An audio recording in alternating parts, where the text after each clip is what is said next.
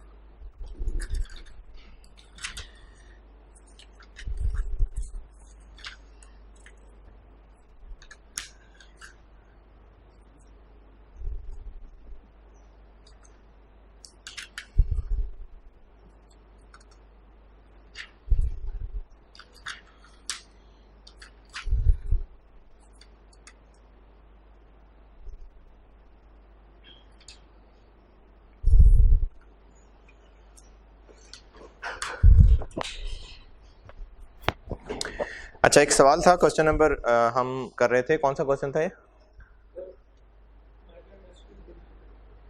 Omega industries था। और इसमें यार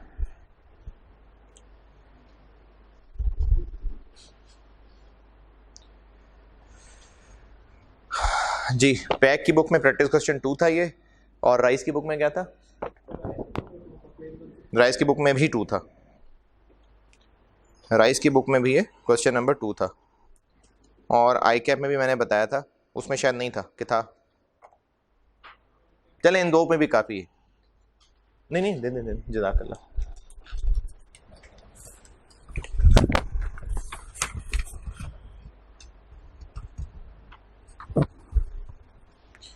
ये ले यार ऐशकर, ये आपके लिए चाहिए था। रखो, उसको भी पढ़ते हैं। इसमें मैंने पार्ट ए कर लिया था, और पार्ट ए में ये अगले चैप्टर के लिए अभी रख दो। पार्ट ए में क्या किया था? पार्ट ए में हमने एक्चुअल ओवरहेड्स को प्रोडक्ट वाइज बांटा था, और ये वही केस 3 था जिसमें पहले हमने डिपार्टमेंट में चीज़ें बांटनी थी, फिर हर डिपार्टमेंट से प्रोडक्ट ए बी में बांटना था। तो ये मैंने पार्ट ए बोर्ड पे सॉल्व किया था। इसके अलावा एक क्लास में सवाल इससे पहले किया था, जो मैंने ऑलमोस्ट सारा कर ही दिया था, और जो बाकी रह गया था वो भी मैंने काफ़ी हद तक तो वो भी गाइड कर दिया था, तो उसमें मसले नहीं होंगे। और होमवर्क ये था कि इन दोनों सवालों को पूरा करके दोबारा आइएगा। अब आते हैं इस सवाल के पार्ट बी पे। सवाल भूल भाल गए होंगे, इसलिए लेक्चर यहीं रोक के इस सवाल को दोबारा पढ़ लेना। आप भी एक नज़र मार लें सवाल पे। अच्छा चलो,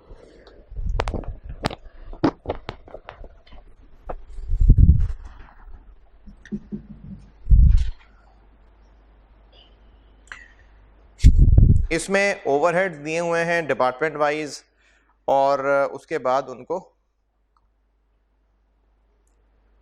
और ये सारे एक्चुअल दिए हुए हैं। कैसे पता एक्चुअल है? Following actual data has been extracted from the cost records of OIL for the month of December. तो ये दिसंबर का एक्चुअल डाटा है। पार्ट बी में पूछा हुआ है, जनरल एंट्रीज नहीं सिखाई आपको, इग्नोर करें। अब जो अगला चैप्टर कराने लगा ना वो जनरल एंट्रीज का है, तो ये जनरल एंट्रीज वाली बात हम सीख लेंगे। अभी आप पार्ट बी की रिक्वायरमेंट मेरी तरफ से ये कर लें कि कंप्यूट अंडर और over applied overheads. Part B जो है वो आप फिलहाल इसकी जो रिक्वायरमेंट है उसको छोड़ के पार्ट बी मेरी तरफ से बना लें कि अंडर और ओवर अप्लाइड एफओएच कंप्यूट करने। जब अगले चैप्टर में आपको डबल एंट्रीज करा दूंगा ना, तो फिर ये एंट्रीज वाला पार्ट हो जाएगा आपसे। क्योंकि अगले चैप्टर में मैंने डबल एंट्रीज पढ़ानी ही है फुल फ्लेज, तो इसलिए मैंने इस सवाल को पार्ट बी में डबल एंट्री से नहीं कर रहा डिस्कस। तो आप इस पार्ट बी को मेरी तरफ से कह लें कि अंडर और ओवर अप्लाइड FOH निकाल लें। अंडर ओवर अप्लाइड या अंडर ओवर एब्जॉर्ब्ड एक ही बात है। चलें करते हैं फाइंड। अगर अंडर या ओवर अप्लाइड निकालने हैं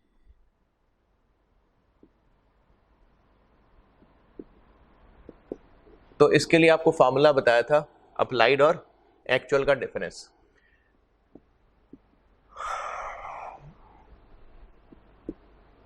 अप्लाइड FOH कैसे निकालें? अप्लाइड FOH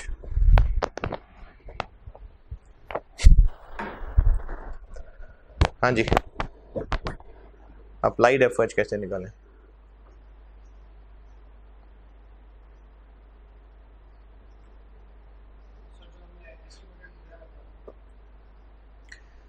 अप्लाइड FOH का फार्मूला होता है OAR into actual.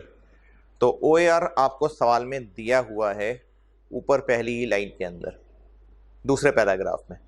OIL allocates production overheads to alpha and beta at a pre determined rate. तो ये OAR है 1300 पर यूनिट और 500 पर यूनिट। तो OAR आपको दिए हुए, चूंकि ये पर यूनिट हैं तो अप्लाइड के लिए इनको मल्टीप्लाई बाय एक्चुअल प्रोडक्शन से करना पड़ेगा। तो A का OAR है 1300 और इसकी एक्चुअल प्रोडक्शन है लास्ट पैराग्राफ में 800 और B का OAR है 500 और इसकी एक्चुअल प्रोडक्शन है नहीं यार 8000 10,000। तो A के अप्लाइड आ जाएंगे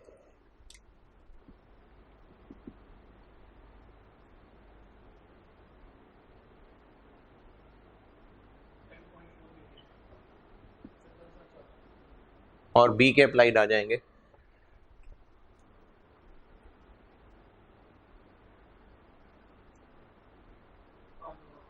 5000 और एक्चुअल ये हम पार्ट A में निकाल चुके थे। A के थे 10414 था शायद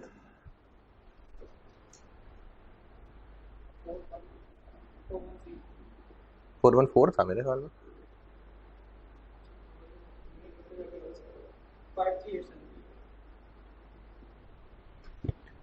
तो यहां पर निकल आया अंडर अप्लाइड 14 और यहां निकल आया ओवर अप्लाइड, नहीं यहां भी अंडर अप्लाइड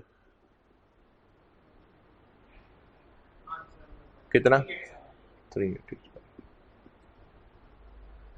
तो ये अंडर अप्लाइड हैं दोनों ही। फिगर्स ठीक है पीछे देखो सॉल्यूशन में, मुझे कुछ डिफरेंट सी लग रही है।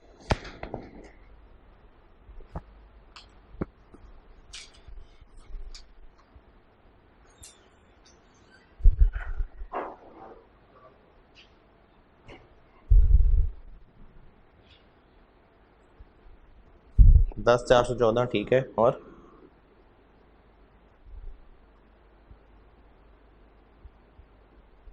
चार 14 हो गया ना ठीक है और सही है 387 सही है। हमने थाउजेंड्स में किया था ना तो ये 1000 है। अच्छा आप इस सवाल का फ्लो समझें, ये एक कॉम्प्रिहेंसिव सवाल है। फिर मैं इसका एडवांस वर्जन, इसका डिटेल्ड वर्जन होमवर्क देने लगा हूं आपको। OAR दिया हुआ है और एक्चुअल प्रोडक्शन दी है ताकि अप्लाइड निकालें और एक्चुअल आपको खुद निकालने पड़े और इनका डिफरेंस अंडर ओवर अप्लाइड है।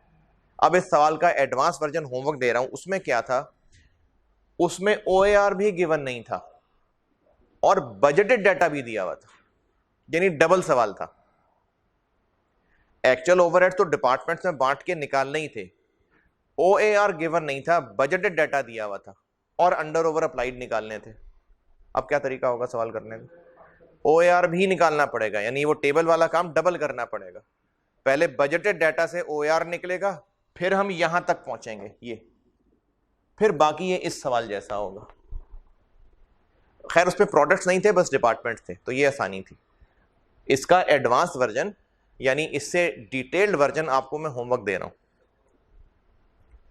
तो एक सवाल होमवर्क दे रहा हूं, इसी तरह से कल भी एक सवाल और होमवर्क दूंगा, और ये ओवरहेड्स वाला चैप्टर खत्म हो गया। तो ईओक्यू का टेस्ट आपका हो चुका, अब इसका भी इसी तरह से थर्सडे को टेस्ट हो जाएगा।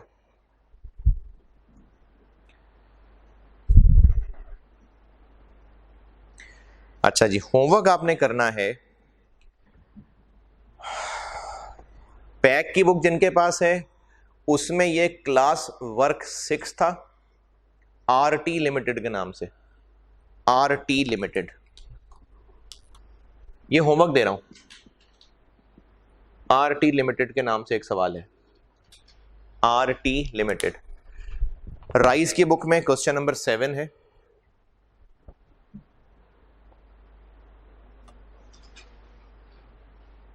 7 पास पेपर का है, ये ऑटम 9 का सवाल है, हो सकता है आईकैप के जो क्वेश्चन बैंक के दिए उनमें हो शायद।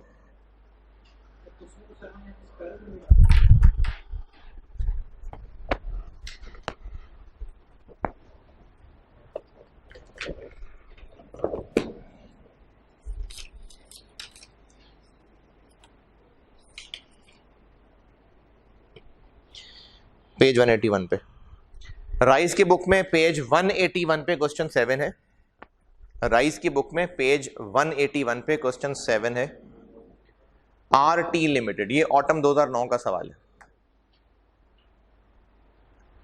और ये आईकैप के क्वेश्चन बैंक में भी है।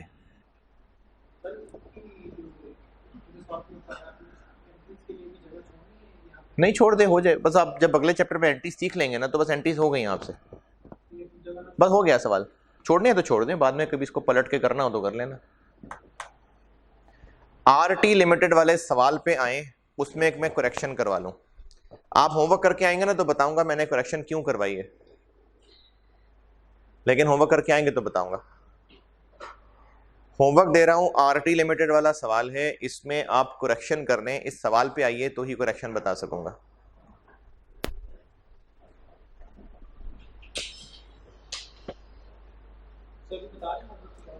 है नहीं, करेक्शन बताने लगा ना, करेक्शन बताऊंगा तो होमवर्क करेंगे ना।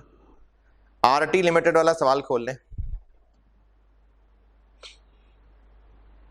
खोल लिया जी।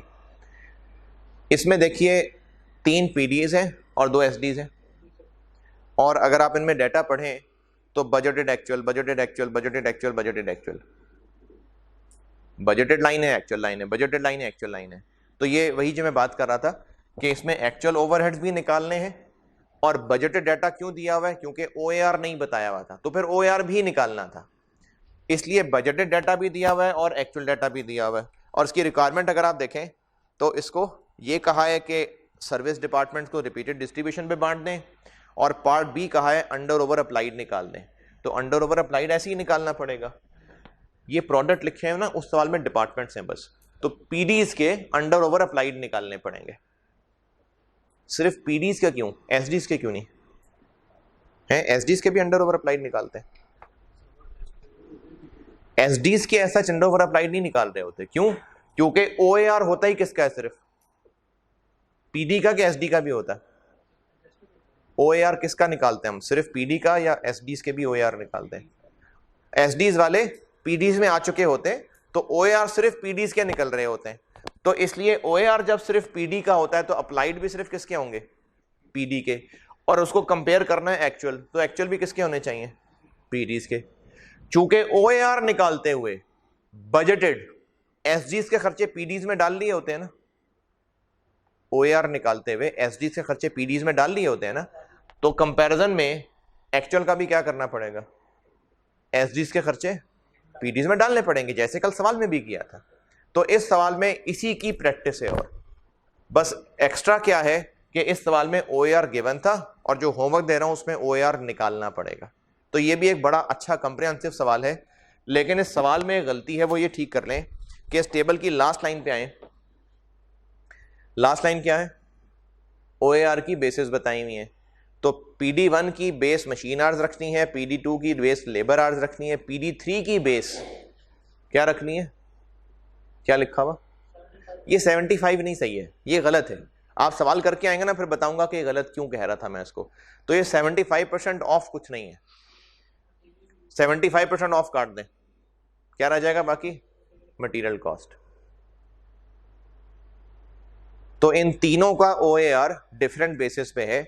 P1 का बेस है मशीन आवर्स, तो OAR के फार्मूले में divided by budgeted machine hours आ जाएंगे। P2 का बेस लेबर आवर है, तो इसके OAR के फार्मूले में डिनोमिनेटर में बजटेड लेबर आवर्स आ जाएंगे। और P3 का बेस मटेरियल कॉस्ट है, तो इसके OAR के फार्मूले में डिनोमिनेटर में बजटेड मटेरियल कॉस्ट आ जाएगी। और P1 का OAR निकलेगा रुपीस पर मशीन आवर, P2 का OAR निकलेगा रुपीस पर लेबर आवर, और P3 का OAR क्या निकलेगा? परसेंटेज में निकलेगा। तो ये सवाल आपने करके आना है। अब चूंकि सवाल गलत है तो फिर इसका आंसर भी गलत है, तो इसका जो आंसर है वो मैंने अपलोड कर दिया है, आपको वहां पर मिल जाएगा।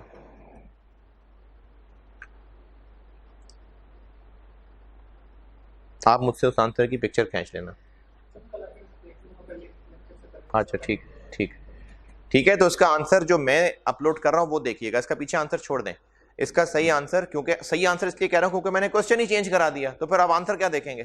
तो इसका आंसर जो मैं अपलोड कर रहा हूं वो देख लीजिएगा, करने के बाद देखिएगा। ये होमवर्क है आपका, ये करके आएंगे, कल फिर और होमवर्क दूंगा। ओवरहेड्स खत्म, और ये आसान चैप्टर था, आसान था।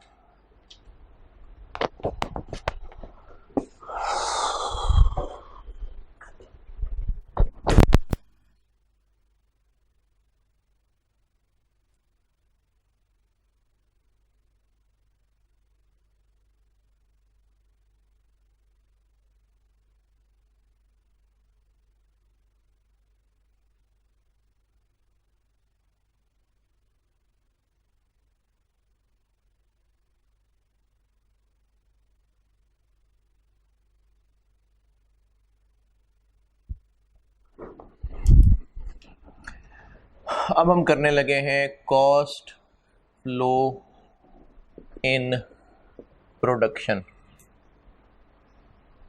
ये है चैप्टर 6 आई कैप की बुक में, चैप्टर 6। अच्छा, ओवरहेड वाले चैप्टर में ना, जिन लोगों को बुक पढ़ने का शौक होता है, मुझे एक चीज़ तब नहीं याद रही थी, ओवरहेड वाले चैप्टर में आप अगर बुक पढ़ेंगे तो उसमें आपको एब्जॉर्प्शन कॉस्टिंग, मार्जिनल कॉस्टिंग के वर्ड्स लिखे मिल जाएंगे। मैंने ये इंटेंशनली अभी नहीं बताया क्योंकि अभी इनकी ज़रूरत नहीं थी। आगे एक मैंने चैप्टर पढ़ाना है पूरा, तो वहाँ इनको मैं बताऊंगा। तो जो लोग ओवरहेड्स का चैप्टर पढ़ेंगे उनको मार्जिनल एब्जॉर्प्शन के वर्ड मिल जाएंगे, तो वो इनको इग्नोर करिए। जो मैंने पढ़ाया फिलहाल काफ़ी है। इस चैप्टर में ज़रूरत नहीं थी मार्जिनल एब्जॉर्प्शन में फंसाने की आपको, जब ज़रूरत पड़ेगी तो मैं फंसा दूंगा आपको। तो मार्जिनल और एब्जॉर्प्शन कॉस्टिंग का मैंने जिक्र नहीं किया। अगर बुक पढ़ने वालों को जिक्र मिल जाता है तो इग्नोर, जब ज़रूरत पड़ेगी तो मैं बताऊंगा।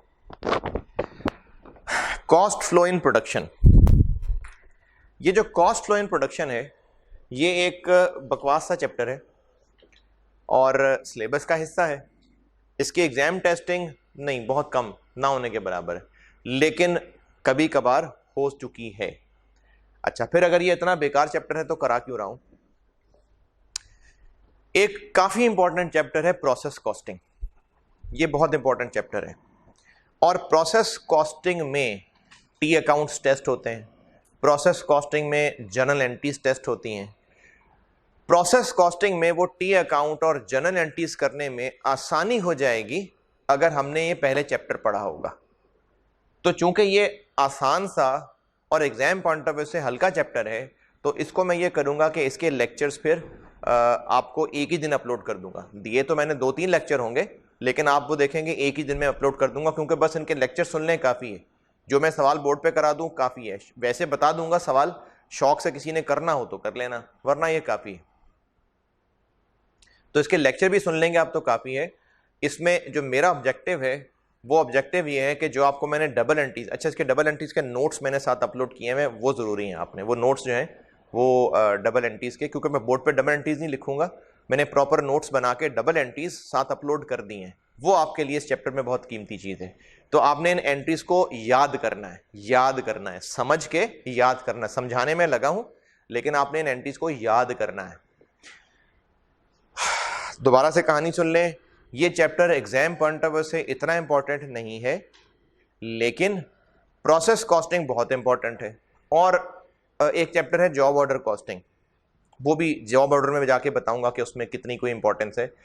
उनमें डबल एंट्रीज होती हैं, टी अकाउंट्स होते हैं, और वहां पर डबल एंट्रीज और टी अकाउंट्स समझने आसान हो जाएंगे अगर हमने ये चैप्टर पढ़ा हुआ हो। तो आप इस चैप्टर को पढ़ें, सिलेबस का हिस्सा है इसलिए भी पढ़ें, और इसलिए भी इसको ध्यान से पढ़ें इस नियत के साथ कि जो इंपॉर्टेंट चैप्टर है प्रोसेस कॉस्टिंग, उसमें इसकी हेल्प होनी है जाके।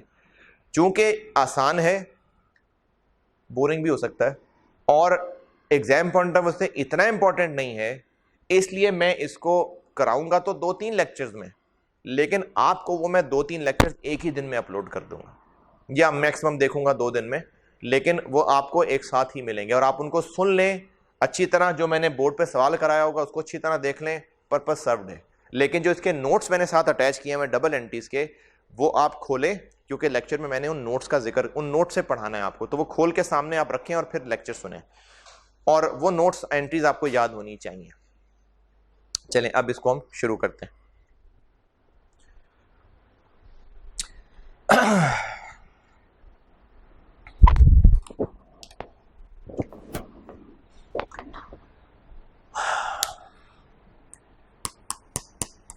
हमने अब तक जो डबल एंट्रीज पढ़ी है फाइनेंशियल अकाउंटिंग में, इंट्रो टू अकाउंटिंग में या FAR 1 के अंदर, ये थी सारी फाइनेंशियल अकाउंटिंग। फाइनेंशियल अकाउंटिंग का पर्पस था डेबिट क्रेडिट करना, ट्रायल बैलेंस बनेगा, फिर आगे फाइनेंशियल स्टेटमेंट्स बनेगी, एक्सटर्नल यूजर्स के लिए इंफॉर्मेशन होगी।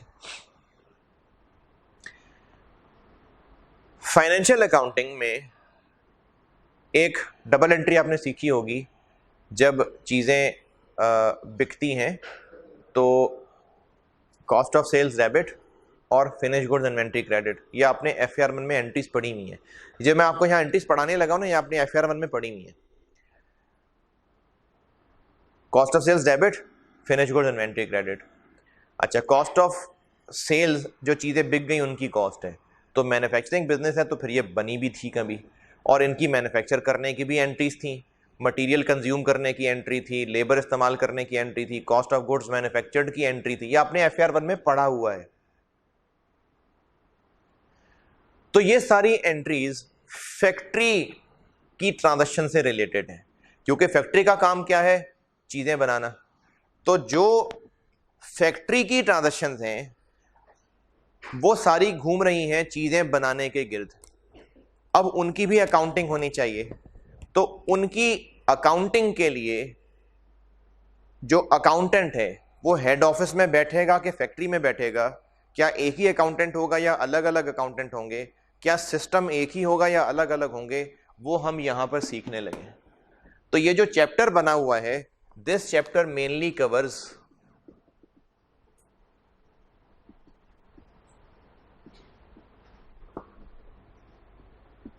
फैक्ट्री related accounting for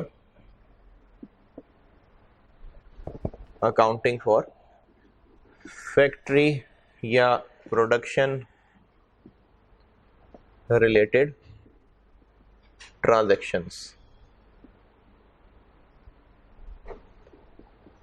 इस चैप्टर में मेनली हम लोग डिस्कस कर रहे होंगे, बल्कि मेनली क्या, सोलली हम इसमें डिस्कशन कर रहे होंगे फैक्ट्री से रिलेटेड ट्रांजैक्शंस की।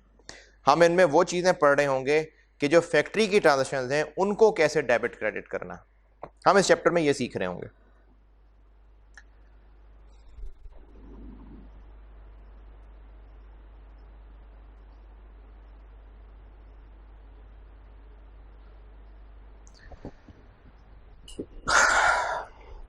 इनकी अकाउंटिंग करने के लिए जो अकाउंटिंग सिस्टम्स फॉलो होते हैं, इनमें से 2 तो मैंने प्रैक्टिकली देखे समझे भी हुए हैं, तीसरा बहरहाल किताबों में पढ़ा है, तो आपको तो मैंने पढ़ाना ही है।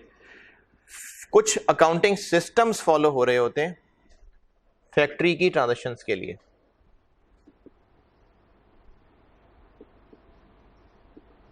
जिनमें से एक है इंटीग्रेटेड सिस्टम, एक है interlocking system,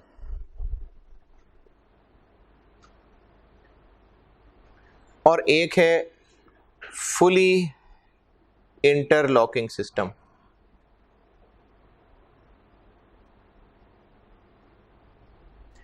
integrated system, interlocking system और fully interlocking system.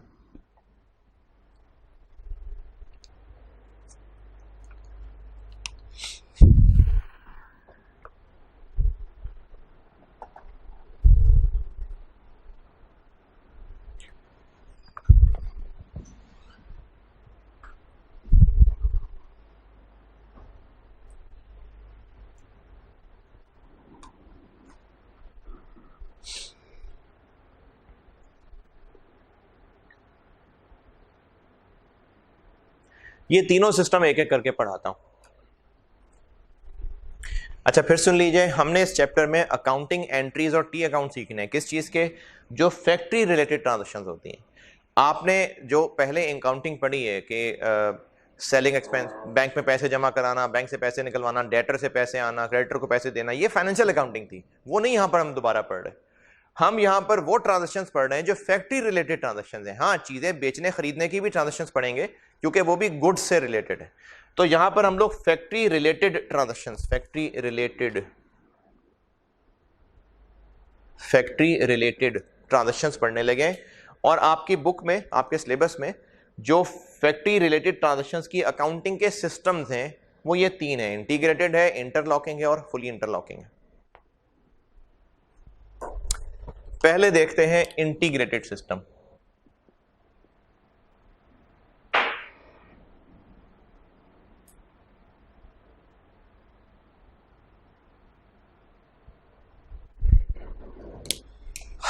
Integrated system, integrated system यह है कि डेटाबेस एक ही होता है,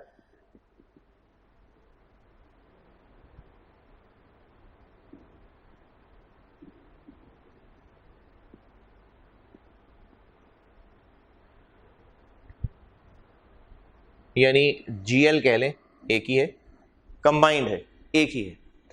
और आपस में चूंकि सॉफ्टवेयर्स हैं तो जहां जहां भी अकाउंटेंट्स बैठे हुए हैं मुख्तलिफ जगहों पर डेटा एंट्री हो रही है। डेटा एंट्री मतलब वो अपने कंप्यूटर टर्मिनल को लेके बैठे हैं और जो जो ट्रांजैक्शन करते हैं वो अपने कंप्यूटर में एंटर करते जाते हैं। यानी अकाउंटेंट किसी एक ऑफिस में बैठा होगा जो इस सिस्टम को हैंडल कर रहा होगा, लेकिन एंट्री करने वाले लोग कई हो सकते हैं। जैसे जो बंदा सेल ऑफिस में बैठा हुआ है वो क्या करता है, वो चीजें बेचता है। जैसे बीच में एक मिसाल ध्यान में आ गई, अगर आपने किसी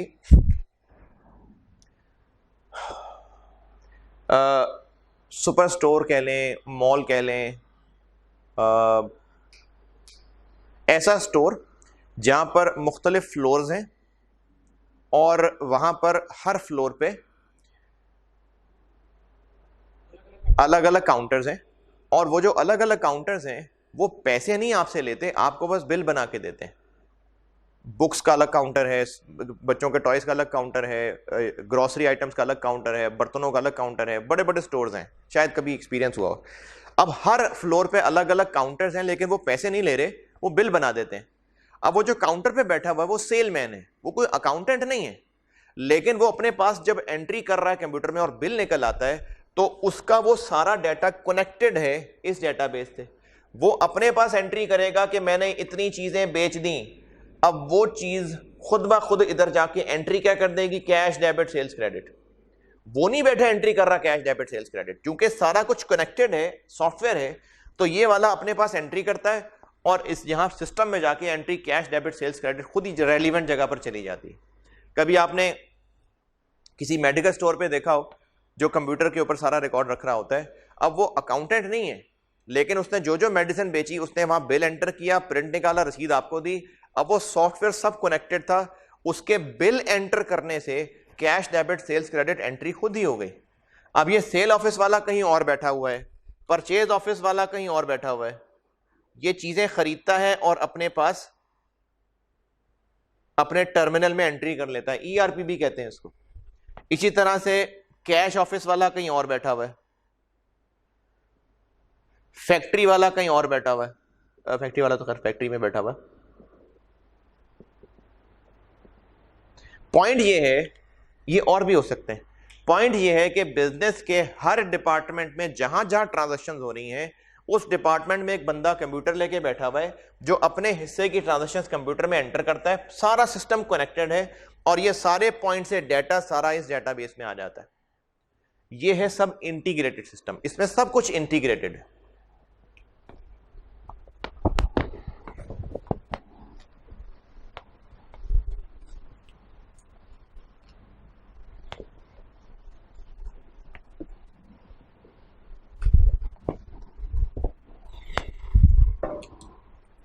अच्छा, ये तो सिस्टम की पहचान हो गई। इस सिस्टम में, इंटीग्रेटेड सिस्टम में, हर डाटा एंट्री करने वाला जब एंट्री कर रहा है, अपने पास डाटा एंटर कर देता है, तो बैकएंड पे सिस्टम उसकी एंट्रीज जनरेट कर रहा है। वो एंट्रीज क्या है, अब मैं आपको वो एंट्रीज पढ़ाने लगा।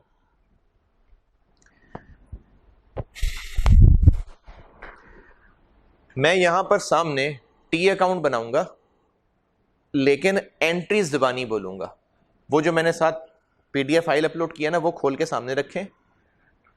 मैं यहां बोर्ड पे टी अकाउंट बनाऊंगा, एंट्री जबानी बोलूंगा, वो आप उस पीडीएफ फाइल में देखते जाएं। प्रिंट आउट निकाल के रख लेंगे तो अच्छा है। पीडीएफ फाइल में एंट्रीज देखते जाइए, टी अकाउंट पे, बोर्ड पे टी अकाउंट देखते जाएं और मेरी आवाज सुनते जाएं। तो इनमें जो पहला पेज है उस पे देखिए हेडिंग भी है इंटीग्रेटेड सिस्टम और को 12-13 एंट्रीज हैं। अब ये मैं एक एक करके समझाता जाऊंगा, पढ़ाता जाऊंगा, जो कहूं वो पढ़िएगा और मैं उन एंट्रीज का टी अकाउंट में आपको पोस्टिंग बताता जाऊंगा। मैन्युफैक्चरिंग बिजनेस में इन्वेंट्री 3 शक्ल की होती है, raw material, work in process और फिनिश गुड्स। मैन्युफैक्चरिंग बिजनेस में इन्वेंट्री 3 शक्लें बदलती है।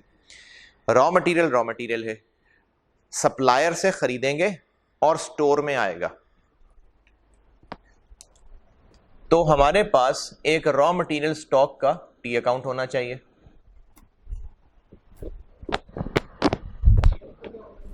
जनरल लेजर होता है जो फाइनेंशियल अकाउंटिंग में बेस है, वहीं से ट्रायल बनता है और वहीं से आगे फाइनेंशियल स्टेटमेंट्स बनती है।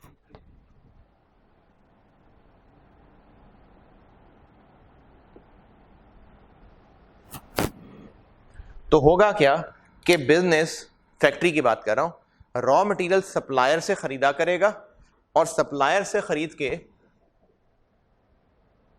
रॉ मटेरियल स्टोर में ले आया करेगा। तो क्या एंट्री होनी चाहिए?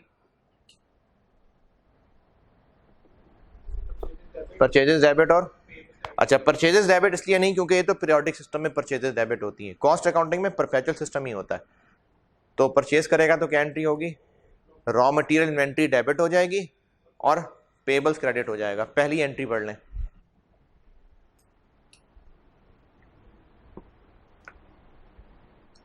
ठीक है, रॉ मटेरियल इन्वेंट्री डेबिट और कैश या क्रेडिटर क्रेडिट। और यहां नहीं करके दिखा रहा, वहीं देख लें, और अगर वापस करेगा तो एंट्री रिवर्स हो जाएगी, दूसरी देख लें। ठीक है, दोनों एंट्रीज, मटेरियल खरीदेगा inventory debit, raw material creditor credit, वापस करेगा तो रिवर्स हो जाएगा। अच्छा, टी अकाउंट में चूंकि मैंने आपको मेन कॉन्सेप्ट समझाने हैं, इसलिए मैं हर एंट्री यहां पोस्ट करके नहीं दिखाऊंगा, बस मोटी मोटी एंट्रीज पोस्ट करके दिखाऊंगा। बाकी आप अकलमंद बच्चे हैं, अगर ये यहां डेबिट आ रहा है, वापस करेंगे तो क्रेडिट ही आएगा। लेकिन मैं हर एंट्री पोस्ट करके नहीं दिखाऊंगा, वरना रश मच जाएगा, क्योंकि मैंने आपको टी अकाउंट्स कनेक्ट करके देने, फ्लो बताना है। इसलिए मैं सिर्फ मेन मेन यहां बोर्ड पे पोस्ट करूंगा, बाकी आपकी अकल पे, समझ पे छोड़ दूंगा।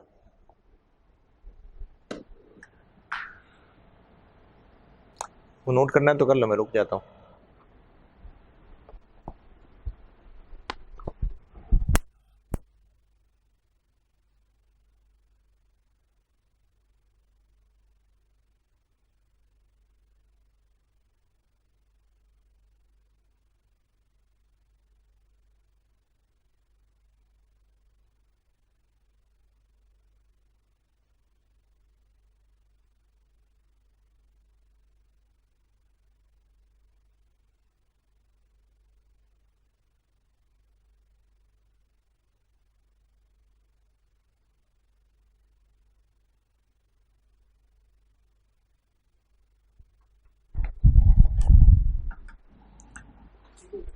ठीक है।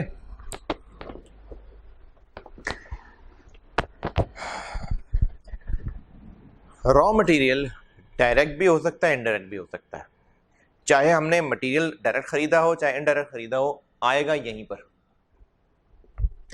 अब जब यहां से इशू होगा, देखें स्टोर में जो मटेरियल का स्टोर है वहां तो चीजें रैक्स में रखी हुई हैं। अगर एक बिजनेस है लेदर गारमेंट्स बनाता है तो उसका जो डायरेक्ट मटेरियल है वो लेदर होगा, लेकिन उसको इनडायरेक्ट मटेरियल भी तो चाहिए ना, कुछ धागे शागे चाहिए होंगे, कोई मशीनरियों के फ्यूल चाहिए होंगे, कोई पॉलिश चाहिए होगी, वो भी स्टोर में ही रखी होगी, और कहाँ रखी होगी। तो स्टोर के अंदर डायरेक्ट मटेरियल भी स्टोर्ड है और इनडायरेक्ट मटेरियल भी स्टोर्ड है। जब ये मटेरियल प्रोडक्शन को इशू होगा यानी मशीनों में एंटर होगा, तो अब ये इन्वेंट्री की शक्ल कौन सी बन जाएगी? तो इसका अकाउंट भी बदल जाएगा और ये वर्क इन प्रोसेस अकाउंट बन जाएगा।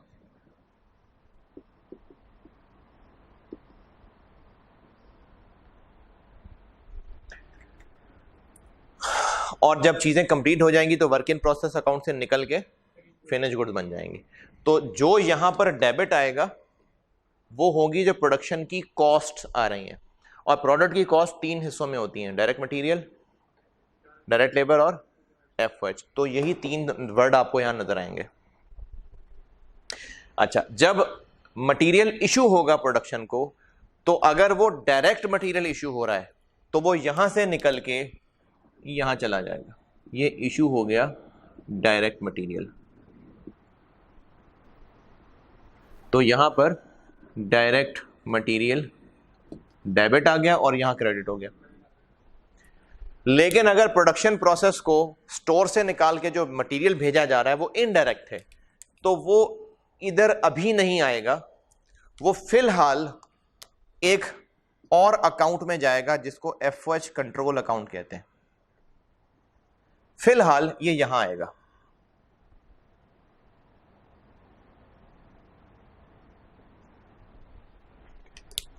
इनडायरेक्ट है ना, तो आप समझे कि इनडायरेक्ट रास्ते से जाना है इसने। दोबारा सुने, रॉ मटेरियल इन्वेंट्री अकाउंट, अब ये एक इन्वेंट्री अकाउंट है, इसमें इन क्या होगा? जो सप्लायर से चीजें खरीदेंगे। आउट क्या होगा? जो प्रोडक्शन प्रोसेस को इशू होगा। अगर डायरेक्ट मटेरियल इशू हो रहा है तो वो वर्क इन प्रोसेस में जाएगा, और अगर इनडायरेक्ट मटेरियल इशू हो रहा है तो वो एफएच कंट्रोल अकाउंट में आएगा। ये तीसरी एंट्री देख लें। एंट्रीज में तीसरी एंट्री देख लें।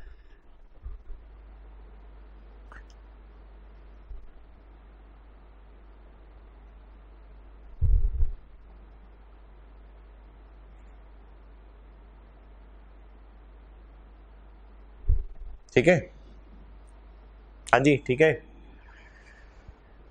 और अगर प्रोडक्शन वाले कहीं नहीं ज्यादा आ गए वापस ले लें तो ये रिवर्स हो जाएगा।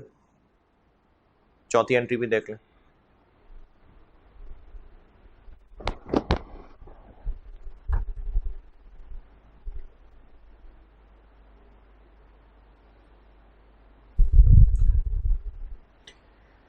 तो मैंने आपको 1 2 3 4 4 एंट्रीज बता दी।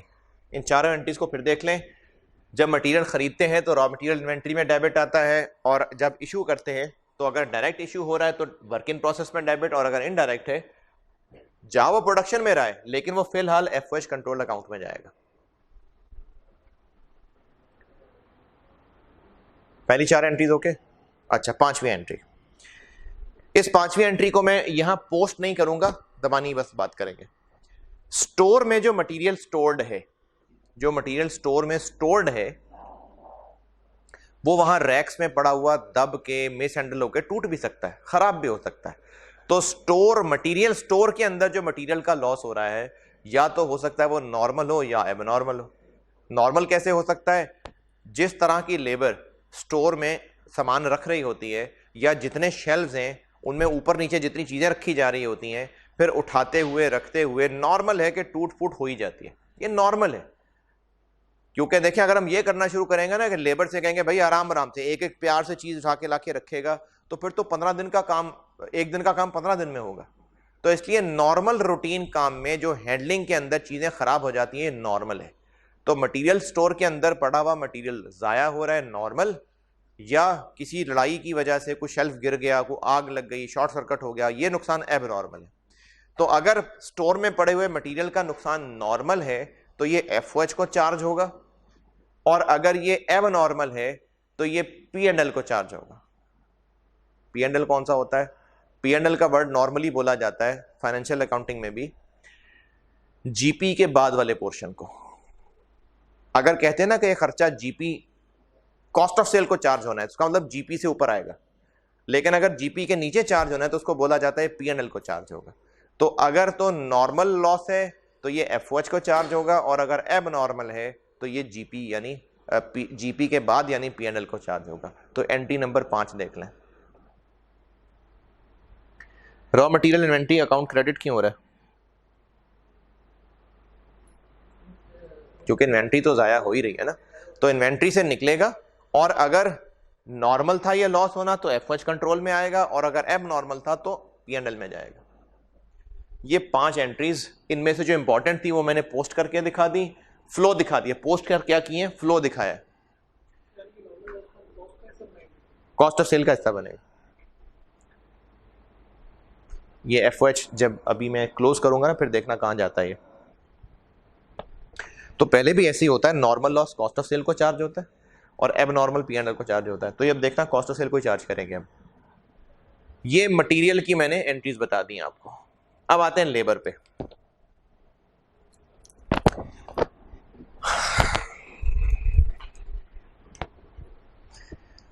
लेबर के लिए एक अकाउंट बनता है जिसको कहते हैं wages control account. Wages control account.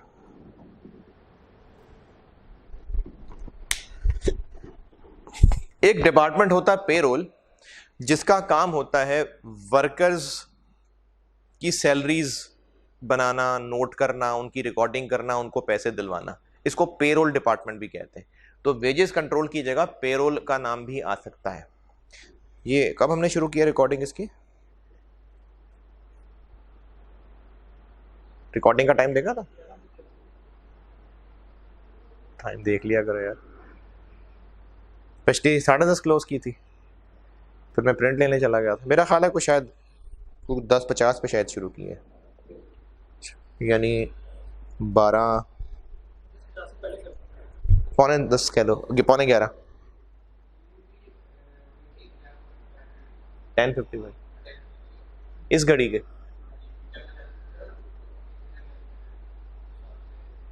ये को 5 मिनट आगे है घड़ी। हाँ तो 10:50 पे शुरू हुई है, को 12:05 पे छोड़ दूंगा ये वाली क्लास।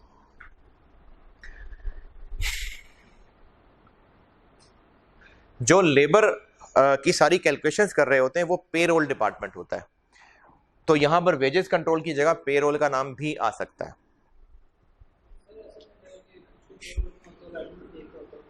वो छोटे मोटे वर्कर्स होते हैं, वो दिहाड़ी वाले लोग होते हैं कि उनको फिर हम मेन एम्प्लॉयज की लिस्ट में नहीं ला रहे होते। वो दिहाड़ी वाले लोग हैं, आज हैं कल नहीं है, तो उनको हम रिकॉर्ड नहीं लाते, क्योंकि पेरोल वालों के पास एम्प्लॉयज का सारा रिकॉर्ड होता है। तो जो दिहाड़ी वाले मजदूर है उनका कौन रिकॉर्ड रखे? अगर वो आज है कल नहीं है तो फिर एडमिन वाले उसको।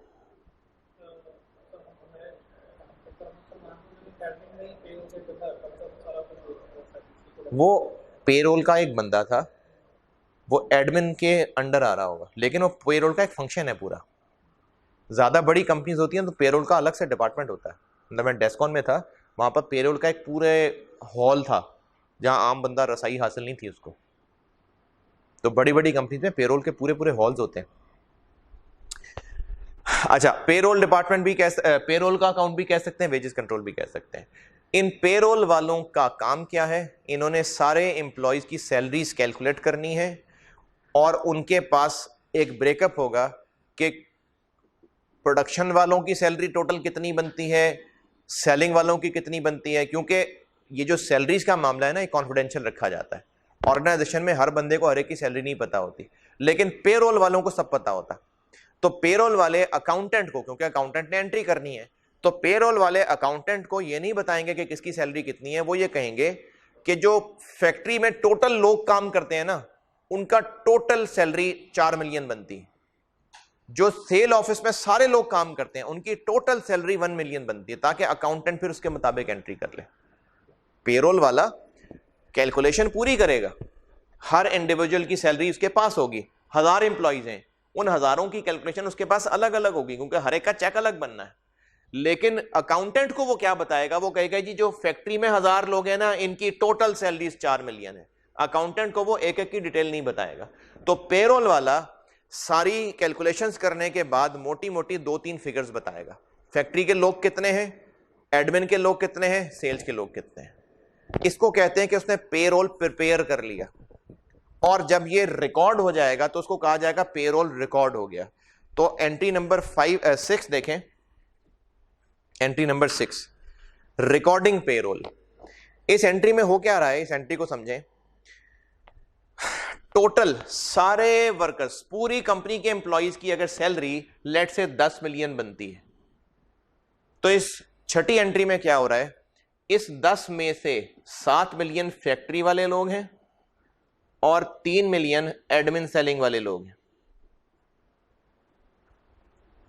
तो छठी एंट्री में क्या हो रहा है, जो फैक्ट्री के लोग हैं उनकी सैलरी यहां आनी है।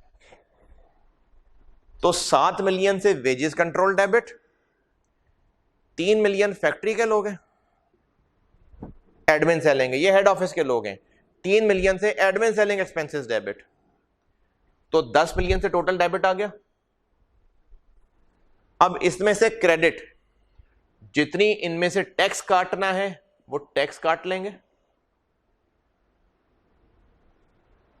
लेट से 2 मिलियन 20%, और बाकी जो एम्प्लॉइज को देना है वो एम्प्लॉइज का पेएबल बना लेंगे 8 मिलियन। ये एंट्री नंबर 6 दोबारा समझें। एंट्री नंबर 6 क्या है कि पेरोल वाले ने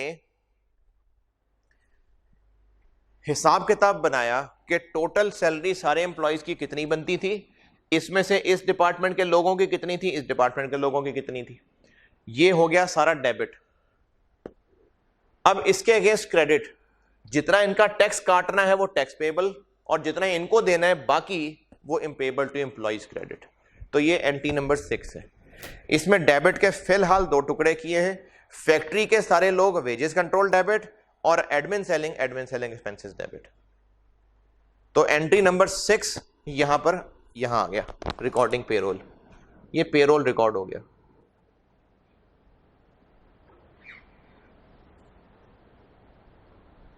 ये यहां डेबिट आ गया। तो वेजेस कंट्रोल में डेबिट क्या आया, फैक्ट्री के सारे लोगों की सैलरीज फॉर द ईयर, ये एंट्री जो बताई, ये एंट्री नंबर 6 फैक्ट्री के सारे लोगों की सैलरीज फॉर द ईयर, ये आ गई, ये हुई है रिकॉर्ड। अब यहां से आगे चार्ज करनी, जैसे जब किसी फैक्ट्री में या घर में सामान आना है तो सामान तो सारा एंट्रेंस पे उतरेगा ना, उसके बाद फिर अलग अलग डिपार्टमेंट्स में जाएगा। तो ये सारे फैक्ट्री के लोगों की तनख्वाह यहां पर डेबिट हुई। अब यहां से इनके 2 रास्ते टूटेंगे, या ये फैक्ट्री के लोग डायरेक्ट थे या इनडायरेक्ट थे। अगर ये डायरेक्ट थे तो इनकी सैलरी चार्ज होगी इधर,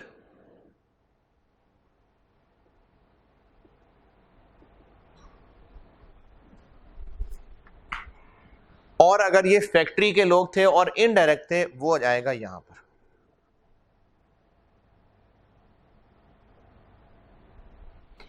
यानी ये जो 7 मिलियन फैक्ट्री के लोगों की सैलरी थी, फर्ज कर लेते हैं इसमें से 6 मिलियन डायरेक्ट थे और 1 मिलियन इनडायरेक्ट थे,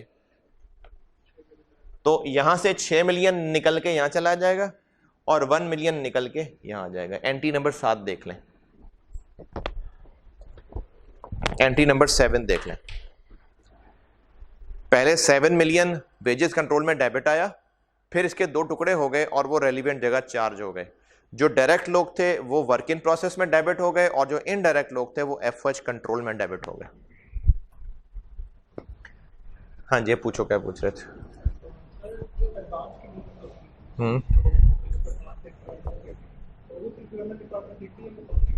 दोबारा बोले।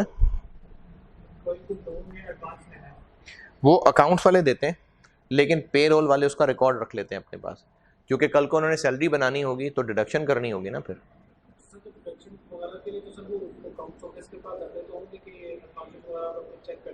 हाँ हाँ, नहीं नहीं, सिर्फ एडवांस चेक करेंगे ना कि एडवांस इतना ही दिया था, हाँ जी इतना ही दिया था। अब पूरी सैलरी कितनी है पता नहीं, एडवांस तो अकाउंट्स वाले ने दिया था बस। अब पूरी सैलरी कितनी है, एक बंदे की सैलरी 10 लाख है, वो तो उसके बॉस ने अप्रूव करनी है ना, अकाउंट्स वाले ने नहीं अप्रूव करनी। अच्छा 100% एडवांस होता भी कहीं नहीं है। अगर फर्ज करो है भी, तो अकाउंटेंट को ये नहीं पता कि ये 100% एडवांस दिया जा रहा है। उस एम्प्लॉय, उस वर्कर के बॉस ने लिख को दिया इसको 2 लाख रुपए एडवांस दे दो भाई। अब वो 2 लाख 1 महीने की सैलरी है, 4 महीने की सैलरी है, या 10 दिन की सैलरी है, अकाउंटेंट को क्या पता। अकाउंटेंट 2 लाख एडवांस देगा और लिख लेगा 2 लाख एडवांस दिया है, फिर पेरोल वाले को बताएगा इसके 2 लाख काटने तुमने। एंट्री नंबर 6 और 7 दोबारा बता रहा हूं। पेरोल वाला सारे एम्प्लॉयज की सैलरीज कैलकुलेट करेगा और उनका ग्रुप वाइज टोटल करके, अब उसकी अकाउंटेंट एंट्री क्या कर रहा होगा कि जो फैक्ट्री के लोग हैं वो वेजेस कंट्रोल डेबिट, और जो एडमिन सेलिंग के हैं वो एडमिन सेलिंग एक्सपेंसेस डेबिट, और उसके अगेंस्ट क्रेडिट, जो टैक्स कट गया वो टैक्स क्रेडिट, और जो एम्प्लॉयज को देना है वो पेबल टू एम्प्लॉयज। हो सकता है और भी मजीद प्रोविडेंट फंड वगैरह कटना हो, लेकिन इस लेबर की एंट्रीज को हम और डिटेल से पढ़ेंगे लेबर वाले चैप्टर में। अभी फिलहाल उस डिटेल में जाने की जरूरत नहीं है, पूरा चैप्टर है लेबर का। तो इन ये जो लेबर की मैंने 5-6 एंट्रीज लिखी है ना, 3 एंट्रीज, इनको हमने दोबारा डिटेल से पढ़ना है लेबर वाले चैप्टर में। तो अभी इसके बारे में अगर आपके जहन में कुछ सवाल आ रहे हैं तो उनको अभी यहीं दफन कर दें, और लेबर के चैप्टर में इन एंट्रीज को हमने और एक्सप्लेन करना है, तो इस पे भी ज्यादा गहराई में लेबर पे मत जाएं। एक बार रिकॉर्ड हो गई, और फिर यहां से आगे फैक्ट्री के मजीद 2 टुकड़े किए। जो डायरेक्ट लोग थे वो वर्क इन प्रोसेस को चार्ज हो गए, जो इनडायरेक्ट थे वो एफएच को चार्ज हो गए। और ये जो पेबल बनाए थे इनको पे कर देंगे तो क्या एंट्री होगी, ये पेबल डेबिट और कैश क्रेडिट। तो ये एंट्री नंबर 8 देख लें, सिंपल सी एंट्री है।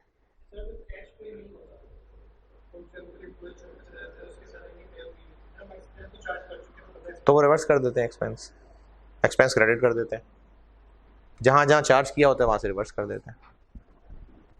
आप कह रहे हैं तब सैलरी पता चल जाएगी।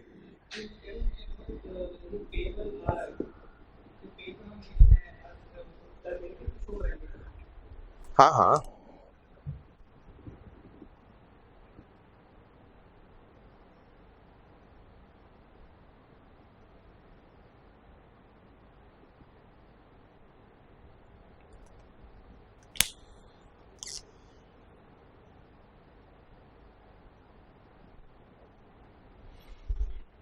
अच्छा जी, एंट्री नंबर 8 तक बता दिया।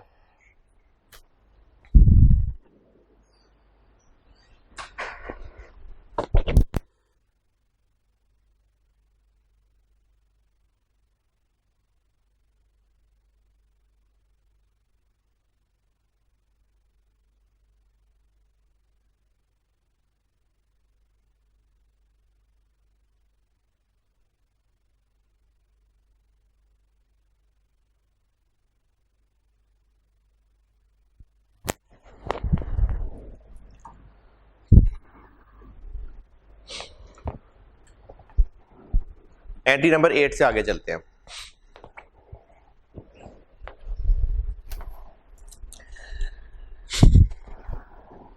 ये जो पहली 8 एंट्रीज हैं, जिनमें से मैंने बस मेन यहां पोस्ट करके फ्लो दिखाया, बाकी तो जबानी बताई है, उनमें कहीं कहीं एफएच कंट्रोल डेबिट हो रहा है। कहां कहां हुआ है वैसे?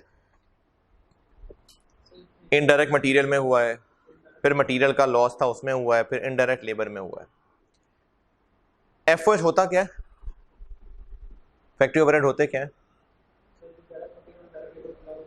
फैक्ट्री के सारे खर्चे सिवाय डायरेक्ट मटेरियल और डायरेक्ट लेबर के। एफओएच में सारे रिकॉर्डिंग हो गई? नहीं, अभी तक तो सिर्फ मैंने indirect material indirect labour record किया, उसके अलावा रेंट है, रिपेयर मेंटेनेंस है, डेप्रिसिएशन है, बहुत सारे हैं। उन सब की एंट्री अलग अलग करने की बजाय मैंने एक ही एंट्री दिखा दी कि जो भी अब एक्चुअली ओवरहेड्स हो रहे होंगे उनको अब रिकॉर्ड तो करना है, तो उन सब का debit FOH control debit cash credit, FOH control debit cash credit, FOH control debit cash credit, FOH control debit accumulated action credit. ये कौन सी एंट्री की है मैंने? एफओएच कंट्रोल नहीं जबानी, FOH control debit accumulated action credit, ये किस चीज की एंट्री की है? ये डेप्रिसिएशन चार्ज करने की है। तो उसको मैं यहां एक ही बार लिख देता हूं कि जितने भी अदर एक्चुअल ओवरहेड्स हैं ये सब यहां पर रिकॉर्ड हो जाएंगे। FOH control debit cash credit, FOH control debit cash credit, ये मैंने एंट्री नंबर 9 बता दी है।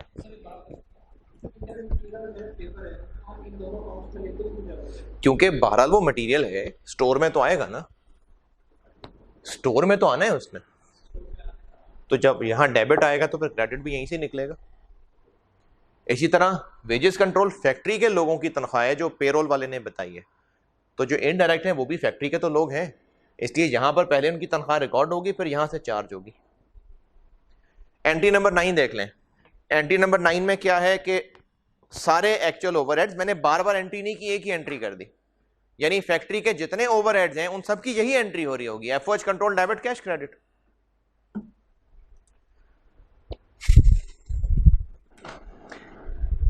अच्छा, अब आपने एंट्री नंबर 10 की अंग्रेजी ना पढ़ें, अभी एंट्री नंबर 10 की फिलहाल अंग्रेजी ना पढ़ें, सिर्फ एंट्री देखें और बात मेरी सुने, कान मेरी तरफ और आंखें आपकी एंट्री नंबर 10 की सिर्फ एंट्री की तरफ, उसकी अंग्रेजी नहीं, सिर्फ एंट्री। एफओएच कंट्रोल में, बल्कि हाँ पहले ये लेक्चर देखें इधर, एफओएच कंट्रोल में डेबिट साइड पे इस वक्त तक सारे एफओएच रिकॉर्ड हो गए ना और एक्चुअल हुए ना, एक्चुअल हैं ये सारे। Direct material work in process को इशू किया, वर्क इन प्रोसेस में डेबिट। डायरेक्ट लेबर चार्ज की, work in process debit. Work in process account में डेबिट साइड पे क्या क्या आ रहे हैं, सारे प्रोडक्शन के खर्चे आ रहे हैं। प्रोडक्शन के खर्चे सिर्फ डायरेक्ट मटेरियल और डायरेक्ट लेबर होता है, फिर एफओएच भी होता है। अभी तक यहाँ एफओएच आया नहीं, कहाँ पड़ा हुआ है, उस अकाउंट में, वहां से यहां फेंकना है, क्या करें, वो क्रेडिट और ये डेबिट। एंट्री नंबर 10 देखें, सिर्फ एंट्री देखें, उसके पीछे जो अंग्रेजी लिखी है वो नहीं, सिर्फ एंट्री। क्या हुई entry, work in process debit, और तो एफओएच यहां से यहां हमने ट्रांसफर कर दिया। दोबारा देखें, एक अकाउंट बना हुआ था जहां डेबिट साइड पे एफओएच सब इकट्ठे हो रहे थे, जब सब इकट्ठे हो गए उन टोटल को यहां फेंक दिया। क्या ये वाकई इन्हीं का टोटल यहां फेंका है, नहीं, ये भी कुछ देर बाद पता चलेगा, लेकिन अभी आप सिर्फ डेबिट क्रेडिट समझें कि यहां पर सारा डेबिट साइड पे इकट्ठा हुआ है, अब वो वर्क इन प्रोसेस को डालना है, तो ये क्रेडिट और ये डेबिट। अब वर्क इन प्रोसेस में डेबिट साइड पे क्या क्या आ गया, डायरेक्ट मटेरियल भी आ गया, डायरेक्ट लेबर भी आ गया और एफओएच भी आ गया, और ये सारी चीजें बन गई, तो ये सारी उन बनी हुई चीजों की कॉस्ट हो गई। ठीक है, अब ये चीजें जब बन गई तो वर्क इन प्रोसेस से निकल के कहां जाएंगी, तो क्या एंट्री होनी चाहिए, तो अब यहां से ये मामला चला जाता है फिनिश गुड्स इन्वेंट्री अकाउंट में।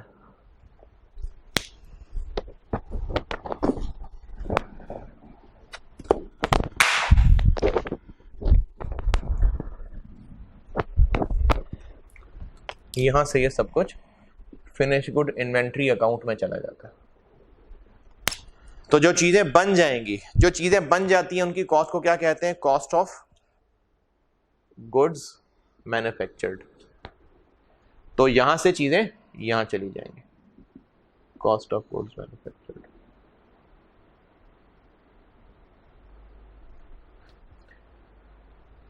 फिनिश गुड्स में वर्क इन प्रोसेस से चीजें आई, जो बनी वो उनकी कॉस्ट यहां से यहां शिफ्ट हो गई। एंट्री क्या हुई, एंट्री नंबर 12 देख लें, एंट्री नंबर 12, 11 नहीं बताई मैंने अभी, एंट्री नंबर 12 देख लें। ठीक है, अच्छा, अब फिनिश गुड्स इन्वेंट्री स्टोर में आ गई, यहां से कहां जाएगी, सेल होगी, तो सेल होगी तो यहां से निकल जाएगी और कॉस्ट ऑफ सेल बन जाएगी।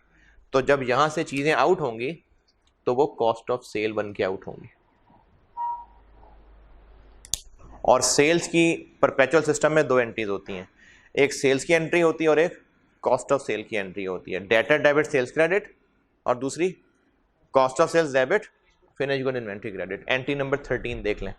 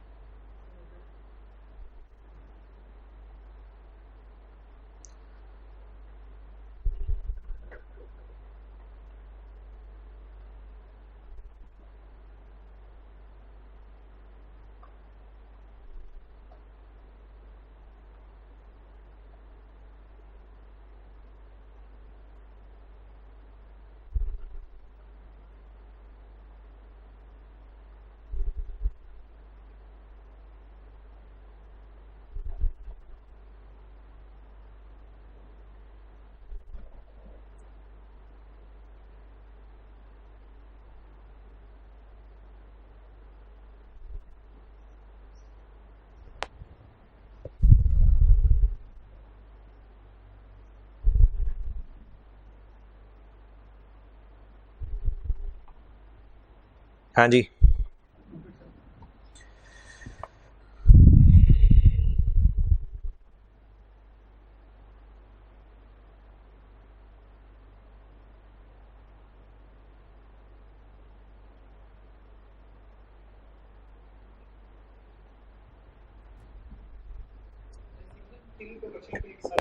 क्या जी?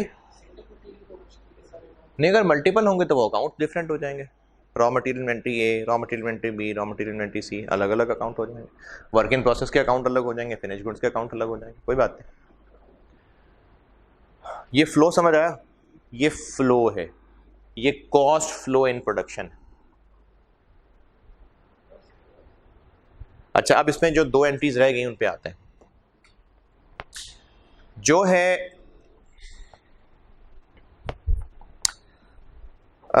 एफ एच, अभी मैंने आपको ये कहा था कि जो यहां है वो सब अगर हम ट्रांसफर कर दें तो ये क्रेडिट और ये डेबिट।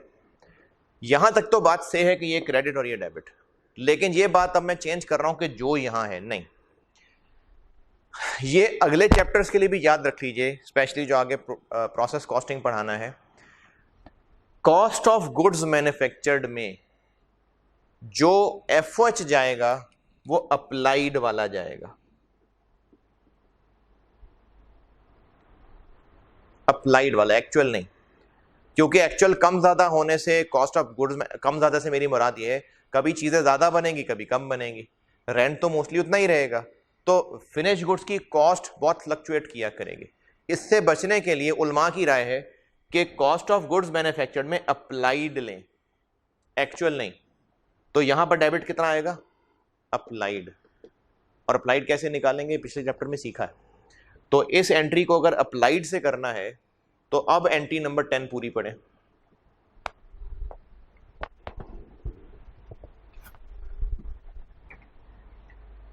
एफएच अप्लाई की है प्रोडक्शन को, work in process debit, FH control credit.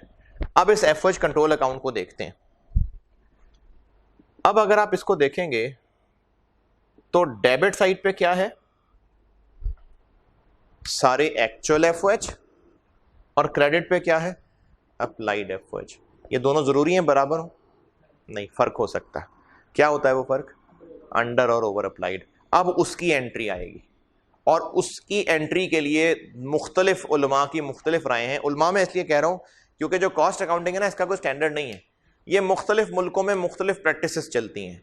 तो अंडर ओवर अप्लाइड का क्या करना है, इसके लिए भी मुख्तलिफ प्रैक्टिसेस हैं। एक अभी बता रहा हूं और एक दो आगे चल के आपको एक और चैप्टर में बताऊंगा। इस चैप्टर की हद तक जो प्रैक्टिस है वो ये है कि जो भी अंडर ओवर अप्लाइड बन रहा है वो कॉस्ट ऑफ सेल को चार्ज करना है। अंडर ओवर अप्लाइड दोबारा सुनिए, एफएच कंट्रोल अकाउंट में डेबिट पे क्या है? Actual FH. जबकि यहां से transfer to work in process क्या करना है? Applied FH, entry number 10। अब इस अकाउंट को अगर आप देखें तो इसकी दोनों साइड्स बराबर नहीं है, क्योंकि यहां एक्चुअल एफएच है, यहां अप्लाइड एफएच है। दोनों साइड्स में डिफरेंस हो सकता है, और वही डिफरेंस अंडर या ओवर अप्लाइड होता है जो पिछले चैप्टर में कैलकुलेट कर रहे थे, और मैंने कहा था तब उसकी एंट्री नहीं बताऊंगा, अब बताऊंगा, तो अब बता रहा हूं। जो भी डिफरेंस आएगा, अब या तो वो इस साइड पे आएगा या इस साइड पे आएगा। इस साइड पे आया तो वो इस साइड पे क्यों आ रहा होगा? क्योंकि एफएच अप्लाइड ज्यादा है, तो वो क्या कहलाएगा? Over applied. तो या तो इस साइड पे ओवर अप्लाइड आएगा या फिर इस साइड पे अंडर अप्लाइड आएगा। दोनों में से कोई एक ही होगा। जो भी होगा ये कॉस्ट ऑफ सेल्स को चार्ज किया जाएगा। एंट्री नंबर 11 देख लें।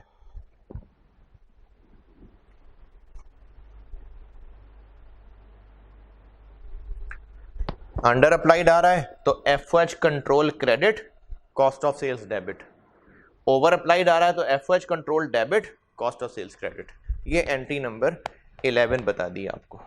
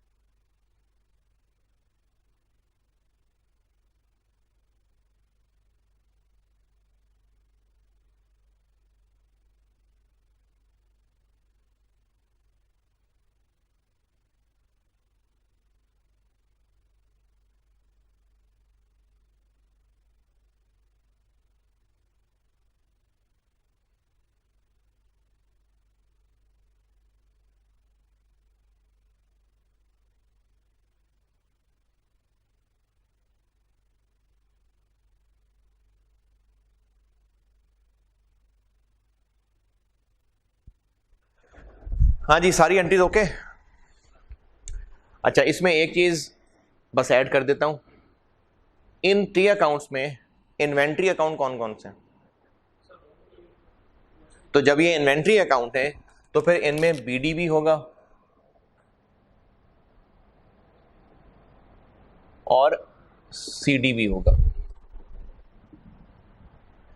बीडी भी होगा और सीडी भी होगा, क्योंकि ये तो होगा। अच्छा, अब आपको एग्जाम में इसकी डबल एंट्रीज भी टेस्ट हो सकती हैं और टी अकाउंट भी टेस्ट हो सकते हैं। तो ये टी अकाउंट हो गए, ये टी अकाउंट्स ही हैं। इसमें मैंने वो जो एंट्रीज यहाँ पोस्ट नहीं की हैं वो आप कर सकते हैं, तो ये टी अकाउंट्स है। अगर आपसे टी अकाउंट बनाने को कहा जाता है अगर, तो ये टी अकाउंट है। अगर डबल एंट्रीज कही जाती हैं तो वो डबल एंट्रीज याद रख लीजिए। अब इसकी प्रैक्टिस के लिए आप एक ही सवाल चाहे देख ही लें, और अगर किसी को दिल करे करने का तो हस्बे तौफीक एक और सवाल बता देता हूं।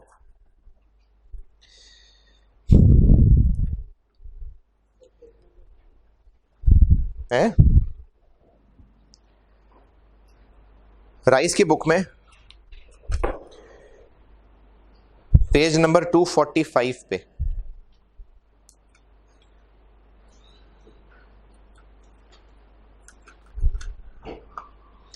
पेज 245 पे क्वेश्चन नंबर 3,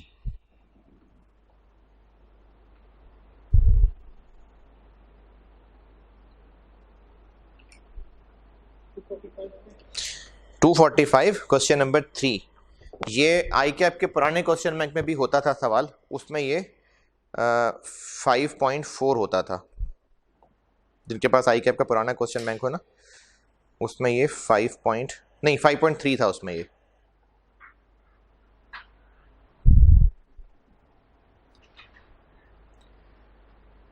उसमें ये 5.3 था। तो अगर आप हस्बे तौफीक ये सवाल देख भी लेते हैं तो काफ़ी है, काफ़ी है। देख लें अगर तो काफ़ी है, अगर देख भी लें तो बहुत है। हाँ, इनमें एंट्रीज आपको थोड़े से नाम थोड़े डिफरेंट मिल सकते हैं, बल्कि रहने दें ये सवाल यार, ऐसी आप नाम दे के परेशान हो जाएंगे। छोड़ें, दफ़ा करें, कुछ नहीं कहा मैंने, छोड़ें, ना करें इस सवाल को।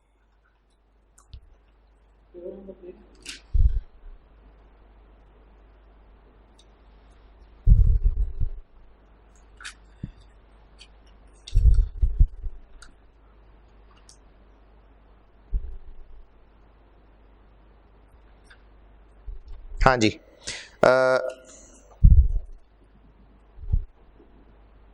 राइस की बुक में पेज 236 पे,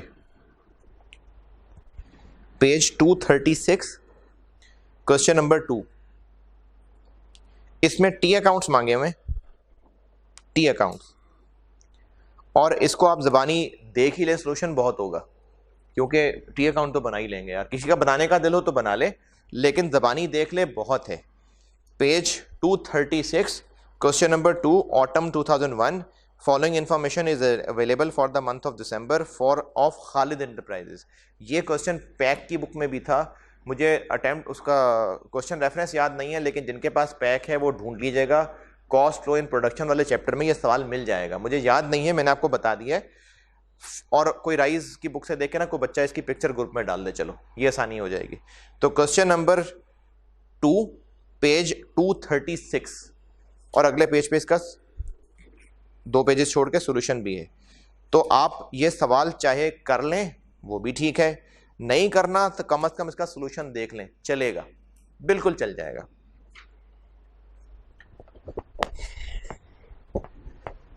चलें जी, इस क्लास को मैं यहीं एंड करता हूँ। अभी थोड़ी छोटी क्लास हो गई है, वो असल में मैं रिकॉर्डिंग जो आज करा रहा हूँ ना, तो जुम्मा है यहाँ पे, मेरे मुल्क में जुम्मा है, तो आप तक जब पहुँचेगा तो वो कोई और दिन होगा, लेकिन मुझे जुम्मा है इसलिए क्लास ड्यूरेशन थोड़ी थोड़ी रख रहा हूँ मैं।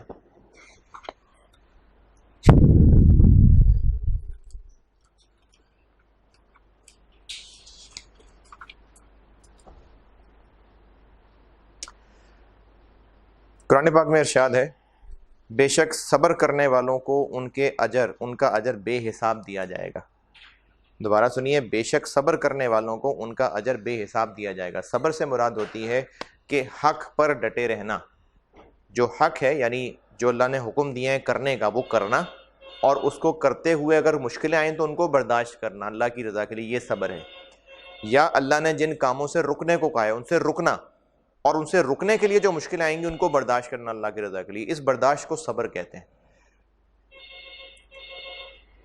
ये सब्र नहीं है कि आपको गंदा काम कर रहे हैं और जो है ना वो बफरिंग बफरिंग बफरिंग वीडियो ही नहीं चल रही और आप कहीं मैं सब्र कर रहा हूँ, ये सब्र नहीं है, गुनाहों पे सब्र नहीं होता। तो आप जो अल्लाह का हुक्म मानते हुए जो तकलीफें बर्दाश्त कर रहे हैं अल्लाह का हुक्म मानते हुए, वो सब्र है। और सब्र पे अल्लाह ने फरमाया है बेशक सब्र करने वालों को उनका अजर बेहिसाब दिया जाएगा, कोई हिसाब ही नहीं है जो अजर मिलेगा। अभी बर्दाश्त कर लें, दुनिया की ज़िंदगी बहुत थोड़ी सी है, आखिरत में इसका बेहिसाब अजर मिलेगा। अल्लाह हाफिज़ जी, अगली क्लास में मुलाकात होगी।